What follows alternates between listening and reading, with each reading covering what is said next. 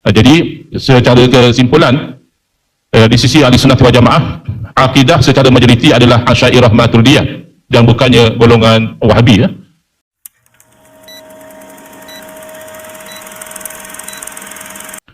Di sisi Ahlussunnah wal Jamaah banyak sekali takrif-takrif. Kami pilih di sini takrif yang disebut dalam kitab Al-Fajrus Shadiq, iaitu firqatun mansubatun ila Muhammad ibn Abdul Wahhab. Jadi secara umumnya beza yang kami lihat antara takrif yang diberi oleh ulama Ahlussunnah wal Jamaah dengan ulama Wahabi sendiri hanya pada menganggap ini adalah firqah yang benar atau salah. Tapi mansubah ila Syekh Muhammad Abdul Wahhab itu muttafaq alaih. Misalnya Syekh Ibn Baz mentakrifkan Wahabi sebagai satu gelaran yang masyhur bagi ulama tauhid, iaitu ulama najat, dan mereka menisbahkan diri mereka kepada Muhammad bin Abdul Wahhab. Maka yang dikatakan Wahabi, soalan yang popular, Wahabi itu siapa? Ialah sesiapa sahaja yang berdakwah dengan ajaran beliau, walaupun mungkin tak baca kitab beliau, tak pernah belajar dengan beliau, tapi berdakwah dengan manhaj beliau serta berkembang di atas dakwah yang beliau jalankan di Najat satu masa dahulu, itu dinamakan sebagai Wahabi. Dan menurut Ibn Baz, ini adalah gelaran yang mulia lagi agung, boleh kita betul berbangga kalau digelar Wahabi dalam kitab Nur al-Darb. Kemudian juga istilah ini diiktiraf dalam kitab Al-Hadiyatus Sunniyah wa Tuhfatul Wahabiyah karangan Sulaiman bin Sahman An-Najdi, iaitu ulama Wahabi. Jadi gelaran Wahabiyah ini nampaknya sepakat sama ada oleh orang yang menganggap fahaman ini bagus, pejuang tauhid dan sebagainya, atau yang menganggap fahaman ini sebagai fahaman yang sesat, khawarij dan sebagainya, sepakat bahawa ini adalah satu istilah yang merujuk kepada pengikut manhaj Syekh Muhammad bin Abdul Wahhab. Sama juga di sini, saya laju kerana saya terpaksa berbagi masa dengan Kiai. Sementara takrif Ahlussunnati wal Jamaah kebanyakannya sudah pergi kepada takrif yang khusus, tapi kalau takrif yang umum, tentulah umat Islam yang mengikut kepada Al-Quran, mengikut kepada sunnah Nabi sallallahu alaihi wasallam, yang tidak melanggar ijma' para ulama dan juga tidak menentang pegangan salafus soleh, itu secara umum. Tapi kalau secara khusus disebutkan di sini Al-Asy'ariyah wal Maturidiyah, saya tidak akan baca satu persatu untuk menjimatkan masa. Jadi secara kesimpulan, di sisi Ahlussunnah wal Jamaah, akidah secara majoriti adalah Asy'ariyah Maturidiyah dan bukannya golongan Wahabi. Walaupun kita tidak nafikan ada yang tidak Asy'ariyah, yang tidak Maturidiyah, seperti golongan Athariyah misalnya, yang mana mereka juga masih Ahlussunnah wal Jamaah. Sementara dalam syariah yang masih diwarisi sehingga hari ini, yang sudah mazahib mundarisah yang sudah pupus itu ada, tapi yang masih diwarisi adalah mazhab fiqh yang 4 dan bukannya fatwa golongan Wahabi yang bercanggah dengan mazhab yang 4. Dan dalam tasawuf pula mengikut manhaj Al-Imam Al-Ghazali dan Imam Junaid Baghdadi, dan bukan mengikut corak pemikiran Wahabi, khusus dalam bab-bab seperti tabarruk, mengambil berkat, istighasah bil aulia, meminta tolong dengan para wali, kita berpegang dengan manhaj Imam Ghazali dan Imam Junaid Al-Baghdadi.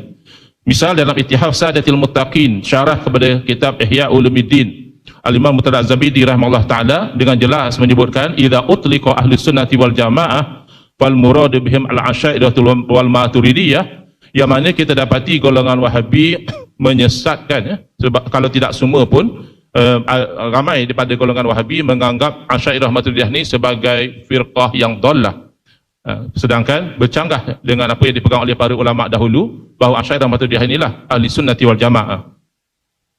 Sementara takrif Wahabi di sisi Wahabi ataupun idola Wahabi, kerana misalnya di sini saya memetik kalam Syekhul Islam Al-Imam Ibn Taymiyah rahimahullah ta'ala. Beliau bukan Wahabi sebagaimana kita telah terangkan dalam dialog yang pertama, tapi beliau merupakan idola ataupun panutan golongan Wahabi. Beliau menjelaskan panjang tentang Ahlussunnah wal Jamaah dan juga tentang perpecahan, hadis perpecahan kepada 73 firqah. Wa syi'aru hadhil firaq mufariqatul kitab was sunnati wal ijma'. Jadi berbeza dengan Ahlussunnah wal Jamaah, golongan yang sesat adalah golongan yang bercanggah dengan Quran, sunnah dan juga ijma'. Wa man qala bil kitabi was sunnati wal ijma'i kana min ahli sunnati wal jamaah. Ini rumusannya. Saya rasa ini tidak dipertikaikan, baik kepada yang mempertahankan Wahabi atau yang menolak Wahabi, berpegang dengan Quran, sunnah, ijma' dan juga salafus soleh itu sesuatu yang disepakati. Demikian dalam Majmu' Fatawa wa Rasail Syekh Muhammad Shalih Al-Utsaimin, beliau juga menjelaskan adalah Ahlus Sunnah wal Jamaah yang berpegang dengan sunnah dan juga mereka ijtima' atas sunnah dan mereka tidak pergi kepada lain daripada sunnah dan seterusnya. Jadi boleh kita sepakati bahawa ada kesepakatan takrif Ahlus Sunnah wal Jamaah antara yang menyokong dan menentang Wahabi. Bahkan idola Wahabi Al-Imam Ibn Taymiyah juga menyebutkan bahawa bid'ah itu bahkan identik dengan perpecahan. Wal bid'atu makrunatun bil furqati kama anna sunnata makrunatun bil jama'ati. Jadi ahli sunnah itu biasanya mereka walaupun ada perbezaan pandangan tidak sampai berpecah belah, kafir mengkafirkan, bid'ah membid'ahkan. Berbeza dengan ahlul bid'ah, perbezaan mereka membawa kepada tabdi', takfir dan sebagainya. Jadi setelah kita mengetahui takrif di atas, maka aliran sesat adalah yang bercanggah dengan ahli sunnah wal jamaah itu, iaitu menyalahi kepada Quran, menyalahi sunnah dan juga melanggar ijma' para alim ulama, khususnya ijma' salafus soleh. Baik, kalau kita lihat sejarah Muhammad bin Abdul Wahab, dia mula keluar daripada Dar'iyah, daripada kampungnya ke Madinah untuk belajar setelah umurnya lebih kurang sebelum 20 tahun beliau keluar. Kemudian beliau menuju ke Madinah. Beliau belajar dengan Hayat Sindi, gurunya, dan Muhammad bin Abdul Wahab dikenali dalam silsilah sanad mazhab Hambali memegang sanad yang antara sanad yang paling pendek dengan Imam Ahmad bin Hanbal, sanad yang paling ali disebutkan. Dan kalau beliau belajar ke Basrah, beliau pergi ke Ahsa dan beberapa perjalanan lain Muhammad bin Abdul Wahab, sehinggalah beliau sampai ke Dir'iyah dan bergabung dengan Muhammad bin Saud pada 1158 di Dir'iyah. Kemudian berlaku beberapa siri peperangan, 100 lebih peperangan. Ya. Dan dalam peperangan ini, kalau kita buat kiraan, yang meninggal dalam peperangan ini lebih kurang 4,000 ke 5,000 orang. Dan pada tahun 1185 beliau menghantar muridnya pergi ke Mekah untuk berdialog dengan ulama Mekah.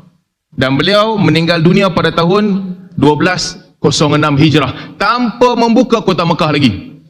Belum sampai ke situ, belum ada pertembungan lagi. Yang ada nanti generasi kedua selepas Muhammad bin Abdul Wahab. Baik, macam kita sebutkan tadi, kenapa susah nak define Wahabi? Kerana ini yang berlaku dalam keadaan masyarakat kita. Siapa sahaja orang awam yang mengajak kepada keterbukaan dalam mazhab, anda boleh dengar kenyataan Datuk Mufti dan sebagainya, keterbukaan dalam mazhab, tidak terikat dengan mazhab. Akhirnya apa? Dilabel Wahabi, dilabel anti mazhab. Buktinya baru tadi ada dalam slide. Sebab itu kita tak boleh define sesiapa yang mengajak untuk meninggalkan bid'ah, sedangkan meninggalkan bid'ah ini adalah pegangan semua mazhab. Tidak ada mazhab ahli sunnah wal jamaah, melainkan mereka akan mengatakan beberapa perbuatan fiqh adalah bid'ah. Semua mazhab mereka datang, mereka kata pecah belahkan mazhab masyarakat. Sedangkan dalam mazhab Syafi'i sekalipun, perkataan bid'ah digunakan dalam masalah khilafiyah di kalangan ulama mazhab Syafi'i. Tidak ada orang yang menentang khurafat. Tidak ada orang yang menentang khurafat, melainkan orang ini akan dikatakan tak percaya kepada karamah, lalu diletakkan label Wahabi. Contoh paling jelas, ada ustaz yang memang merepek. Bila dia cerita tentang tinggi bangunan Fir'aun, merepek tak masuk akal, dan dia pun merepek. Sebelum pengakuan dia, kita ke hadapan. Ramai orang ke hadapan mengatakan ni tak masuk akal, takkanlah tinggi itu bangunan Fir'aun. Apa mereka kata? Mungkin karamah boleh pakai. Kamu Wahabi tolak dia. Akhirnya bila ustaz tu sendiri mengaku yang dia salah kaji, salah maklumat, diam. Demikian juga, boleh tengok saya tulis tadi, saya tulis dalam Facebook yang Ustaz Engku quote, masalah dengan gerakan Wahabi ni, bukan gerakan Wahabi, ekstremis Wahabi, mereka salah faham tentang taat kepada pemerintah. Mereka bawa, sebahagian mereka membawa ideologi mesti taat dan mesti ikut, sampai undi pun kena undi parti pemerintah ketika itu.